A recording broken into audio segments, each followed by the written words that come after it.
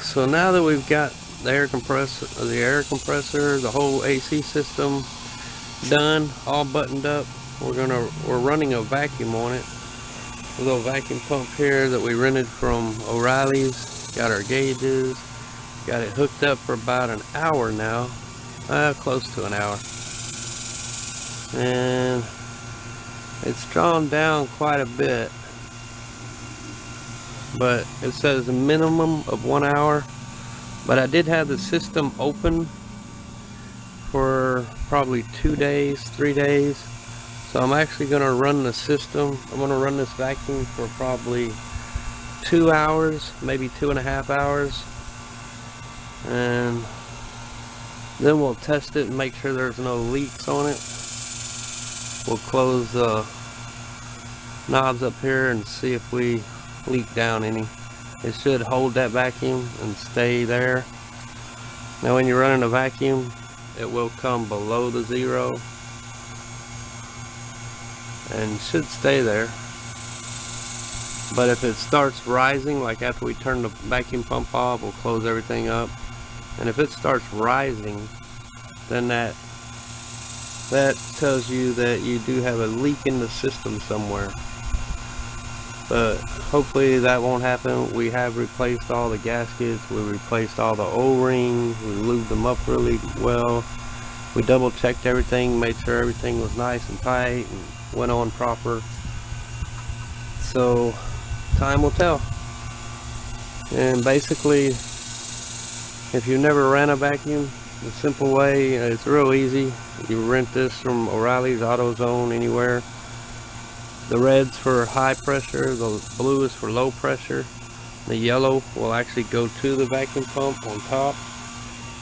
The red goes into your high port. It's covered with a little cap, unscrew it. It's a quick coupler, like an air hose, pops on there. The blue will go onto your low port. And then you just turn it on, going clockwise. Turn it all the way on clockwise. That'll protrude that little needle in there, which will allow it to pull the vacuum. The gauges, they're real simple to use. Like I said, red for high pressure, low pressure. It even has it written on there on a lot of them. But you can always go by color code.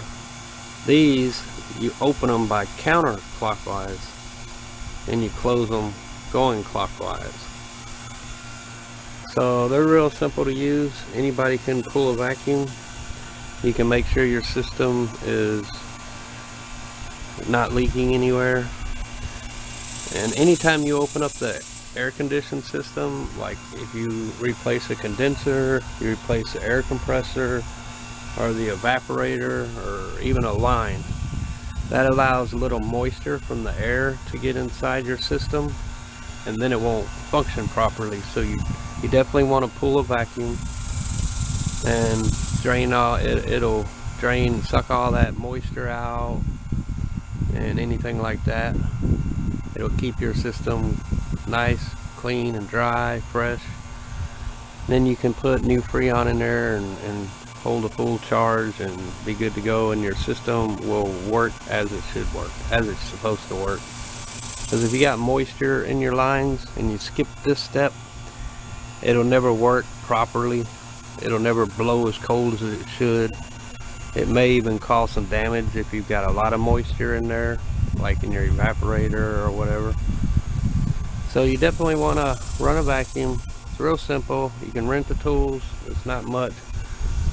Actually, it's like $150 to rent a vacuum as a down payment, but you get that back when you turn it in. So it's not bad. After this step, we'll be putting on a serpentine belt, which I just got today, new air filter, put all that back together, and then I will be able to start the truck. And then we'll take it, you can fill it the Freon yourself, but I'm actually going to take it to a shop and have it professionally filled to what it needs, which I believe it's 10 ounces for this application. But that's about it. I just wanted to show you the vacuum, how to do it, how simple it is, and why you should do it.